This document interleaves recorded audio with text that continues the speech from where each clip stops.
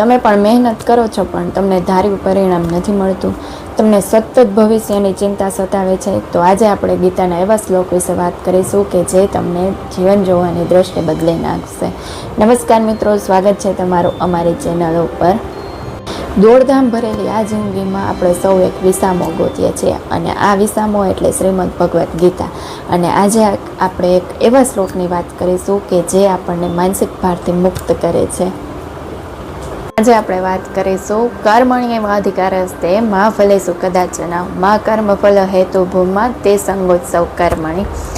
આજે આપણે વાત કરીશું આ શ્લોકનો સાચો અર્થ અને તે આપણા જીવનમાં કઈ રીતે ઉપયોગી છે. એની પહેલાં જો તમે નવા હોય તો અમારા ચેનલને સબસ્ક્રાઈબ જરૂર કરો. શ્લોકને એક આપણે નાનકડી વાર્તાથી સમજીએ. એક ગામમાં એક કુશળ મૂર્તિકાર રહેતો હતો, શિલ્પકાર રહેતો હતો અને તે રાજા માટે મૂર્તિ બનાવી રહ્યો હતો. આ શિલ્પકાર ખૂબ જ હોશિયાર અને કુશળ હતો. તે આખો દિવસ મહેનત કર્યા રાખતો, પણ છતાં તેના મનમાં એક જ ચિંતા રહેતી કે મારી મૂર્તિ રાજાને ગમશે કે નહીં, મારાથી સારી મૂર્તિ બનશે કે નહીં અને રાજા મારું સન્માન કરશે કે નહીં. હવે આને આ ચિંતામાં તેનો હાથ ધ્રુજવા લાગે છે અને મૂર્તિ બગડવા લાગે છે. એક દિવસ ત્યાંથી એક સાધુ પસાર થાય છે અને સાધુ આ બધું જોવે છે અને ત્યારે કહે છે કે બેટા, તારું ધ્યાન મૂર્તિ બનાવવામાં નથી પરંતુ તેના ફળમાં છે. એટલે કે તારું ધ્યાન મૂર્તિના ઘાટમાં નહીં પરંતુ રાજાના વખાણમાં છે.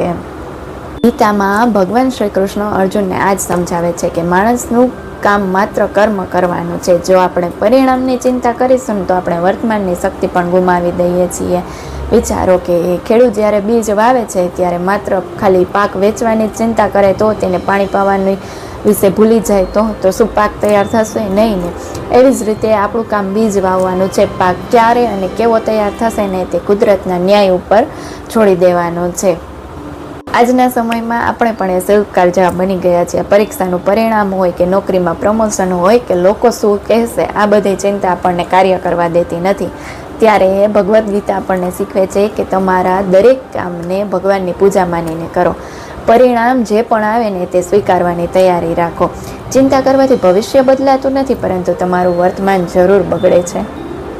તો મિત્રો, આજથી તમારી બધી ચિંતા શ્રી કૃષ્ણના ચરણોમાં મૂકી દો અને તમારા કર્તવ્ય પથ પર આગળ વધો. આશા છે કે આજનો વિડીયો તમને પસંદ આવ્યો હોય. શ્રીમદ ભગવદ્ ગીતાની આ શ્રેણીમાં આગળના એપિસોડમાં આપણે જાણીશું કે મનને કાબૂ કરવાની ચાવી શું છે.